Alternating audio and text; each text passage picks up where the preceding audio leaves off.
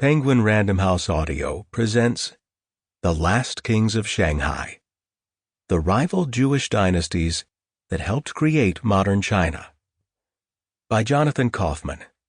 Read for you by Joel Richards. Cast of Characters: The Sassoon Family. David Sassoon, 1792 to 1864. The Patriarch. Scion of a prominent Jewish family from Baghdad, he and his 8 sons built a business empire across Asia. Though he never learned Chinese or English, he piloted his family to dominate the China trade, subdue and shape Shanghai, control the opium business, bankroll the future King of England, and advise prime ministers. Elias Sassoon, 1820 to 1880. A loner, thin and bespectacled, Elias established the Sassoon's business in Shanghai and eventually across China. Not even a bitter falling out with his elder brother that split the family could slow his business success. Flora Sassoon, 1859 to 1936. The wife of one of David's 8 sons. A brilliant scholar and businesswoman, Flora took over the Sassoon business in Bombay and Shanghai when her husband died, working from her home because women in India at the time weren't allowed to even visit business offices. She succeeded beyond all expectations, until her brothers-in-law threw her out in a family coup. Rachel Sassoon Beer, 1858 to 1927. One of a string of talented Sassoon women, she was socially progressive and an early feminist who crusaded against anti-Semitism and rose to become the most powerful female journalist in England, editing The Observer and The Sunday Times. Yet she was scorned by her family and died alone of depression after being declared insane. Victor Sassoon, 1881 to 1961. Billionaire playboy, crippled at age 30, Victor transformed Shanghai into a world-class city, bankrolled the nationalist government, defied the Japanese, and saved thousands of Jewish refugees fleeing Nazism. Yet a friend said about him, "Victor always made the wrong decision at the wrong time in the wrong place." Emily Hahn, 1905 to 1997. An American writer for The New Yorker, based in Shanghai. She became Victor Sassoon's lover and companion, and saw before he did the rise of the communists and the inequalities of colonial Shanghai. Victor, jealous of Han's affair with a Chinese writer, didn't listen to her. The Kadoorie Family. Elie Kadoorie, 1865 to 1944. Elie started out as a student and employee of the Sassoons, but he quickly set out to seek his own fortune. Always an outsider, he built alliances with Chinese revolutionaries like Sun Yat-sen, immigrants like himself, and local Chinese, accumulating a fortune that made him one of the richest and most powerful men in Asia. Laura Kadoorie, 1859 to 1919. Born into a rich and powerful British family, Laura left it all behind to marry Elie and move to China. In Shanghai, she survived wars, was witness to the poverty and the transformation of Shanghai, and became the most emancipated woman in the city. Her death shattered the family and turned her into a figure of fascination and reverence for the Chinese. Lawrence Kadoorie, 1899 to 1993. Elie and Laura's eldest son, sturdy with powerful shoulders and a love for fast cars. Lawrence had dreams of becoming a lawyer, but was forced into the family business by his father. Refusing to abandon China after the communists seized Shanghai, he rebuilt the family fortune in Hong Kong and was embraced by Deng Xiaoping and the Chinese when China emerged from isolation in the 1970s. Horace Kadoorie, 1902 to 1995. Lawrence's younger brother, shy where his brother was gregarious, tall and thin where his brother was 5'9" and built like a boxer. A lifelong bachelor, Horace lived with his father in Shanghai's largest mansion, and then in a country house away from the center of Hong Kong.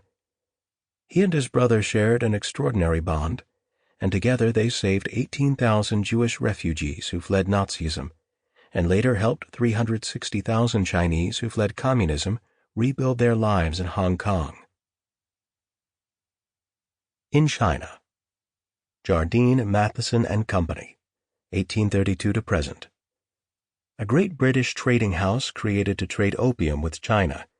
Its leaders persuaded Great Britain to invade China and open Shanghai to foreigners. Outmaneuvered by the better business tactics and technology of the Sassoons, the company abandoned the opium trade in the 1870s and resented the Sassoons for the next half-century. Robert Hotung, 1862 to 1956. The richest man in early 20th-century Hong Kong. He became a business ally and friend of Ali Kadoorie. The two outsiders launched a series of corporate raids on the British establishment in Shanghai that gave them control of vast parts of the city. Silas Hardoon, 1851 to 1931. A Baghdad expatriate like the Sassoons, Hardoon was hired by the family to work for the Sassoon Company in Shanghai. He quit in 1920 and became a real estate magnate. Sun Yat-sen, 1866 to 1925. China's George Washington, Sun led the revolution that overthrew the Chinese Empire. He formed an early alliance with Ali Kadoorie that benefited both, and the relationship between the families persisted into the 21st century, cementing the relationship between the Kadoories and China.